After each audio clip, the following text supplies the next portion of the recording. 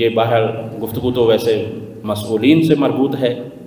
اور یقیناً انہوں نے اس چیز کا احساس کیا ہے تو انہوں نے یہ سلسلہ قائم کیا، لیکن ہم یہ سمجھتے ہیں کہ یہ ہر مدرسے میں یہ سلسلہ ہونا چاہیے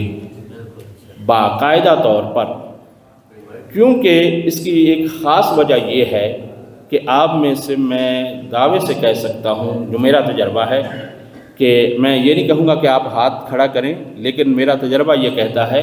کہ تقریباً 95% یا 90% ہمارے جتنے بھی طلاب مدرسے میں آتے ہیں در حقیقت وہ خطیب بننے کے لیے آتے ہیں، در حقیقت وہ خطیب کسی بڑے عالم سے، بڑے خطیب سے متاثر ہوتے ہیں، اور پھر یہ سمجھتے ہیں کہ جی ہمیں بھی ایسا ہی خطیب بننا چاہیے تاکہ ہم دین کی خدمت کریں۔ مدرس بننے کے لیے یا دوسرے کم ہی آتے ہیں کہ جو سوچتے ہیں کہ میں جاؤں گا اور جا کر پڑھ کر مدرس بنوں گا، زیادہ یہی لوگ آتے ہیں۔ لیکن جب مدرسے میں آتے ہیں تو مدرسوں کی حالت یہ ہے، اب یہ یہاں پہ شکوہ بھی ہے کہ وہ سب کچھ سکھاتے ہیں، وہی نہیں سکھاتے جو سیکھنے آتے ہیں، ٹھیک ہے؟ یہ ہمارے مدرسوں کی کمزوری ہے، یہ درد دل بھی ہے۔ کبھی میں سمجھتا ہوں کہ میرے پاس آ جائے، جیسے کہتے ہیں کہ سب مسئولین کی دعوت کروں اور تقریباً 10 ملین ان کے اکاؤنٹ میں بھی ڈالوں تاکہ وہ حتماً آئیں گی ان کو، ٹھیک ہے؟ کہ عزیزان آپ کے پاس جو آئے ہیں یہ امانت ہیں اپنے والدین کی بھی اور خدا کی بھی، آپ ان کو کیا سکھا رہے ہیں، آپ ان کو کیا دے رہے ہیں، یہ ایک بہرحال درد دل ہے۔ اور اس کی آپ دیکھیے کہ مشکل جو ہے وہ یہ ہے کہ پاکستان کے اندر، جبکہ یہ ہمارا برصغیر کے عنوان سے سلسلہ ہے، عزیزان ہمارے ہندوستان سے بعض برادران بیٹھے ہوئے ہیں، لیکن یہ ہے کہ پاکستان میں تقریباً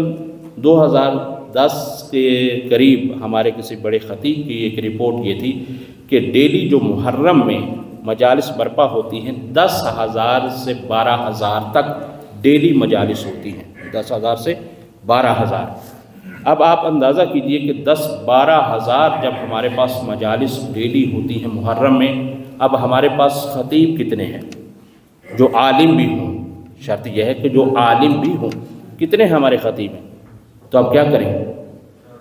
اور یہی چیز ہے، یہ درد دل ہے، اس کو ذرا دیکھیے گا۔ تو اگر سب مدارس یہ سلسلہ قائم کریں، کیونکہ بندہ ناچیز سب جگہوں پر نہیں جا سکتا نا، لیکن بلاخر اس طرح کے لوگ موجود ہیں انشاءاللہ تعالیٰ، حسن ظن رکھتے ہیں، وہ یہ ہے کہ بلاخر سب جگہوں پر یہ سلسلہ قائم ہو تو اس کا فائدہ ایک قوم کو بھی، ملت کو بھی، مذہب کو بھی، اور آنے والے اشخاص کو بھی، جو ہمارے پاس مسائل ہے بعض دفعہ کہ جی طلاب آئے ہیں اور حوزے میں آنے کے بعد مشکلات کا شکار ہو گئے، یہ نہیں ہے وہ نہیں ہے، تو وہ ایک بہرحال مادی مشکلات بھی اس میں حل ہو سکتی ہیں۔ تو یہ ہے کہ کم از کم یہ سب کے سب اس کے اندر فائدے ہی فائدے ہیں کہ ہمارے ہاں اگر مدرسوں کے اندر یہ چیز رائج ہو جائے کہ خطابت بھی سیکھنی چاہیے، اور خطابت باقاعدہ طور پر، جیسے اب مجھے نہیں معلوم کہ اس کے بعد مجھے اوپر ہی سختی نہ ہو جائے کہ آپ نہیں آ سکتے، لیکن مسئلہ یہ ہے کہ جہاں پر آپ دیگر اصلی علوم سکھاتے ہیں جو بھی ہیں، ٹھیک ہے، اس سے زیادہ میں سمجھتا ہوں کہ اس کی اہمیت ہے۔ اگر آپ کسی کو یہ ہے کہ بہترین اسلحہ بنا کر دے دیں لیکن اسے چلانا ہی نہ آئے تو وہ کیسا ہے؟ تو اس وجہ سے یہ ہے کہ بالآخر بیان آنا چاہیے اور سکھانا چاہیے، اور اس کے اصلی واحد ہونے چاہیے۔ انشاءاللہ تعالیٰ مسئولین نے جو فرمایا ہے انشاءاللہ تعالیٰ سلسلہ ہمارا یہی ہوگا، بارہ اس کو آگے چل کر ذکر کریں گے۔ تو یہ ایک درد دل ہے۔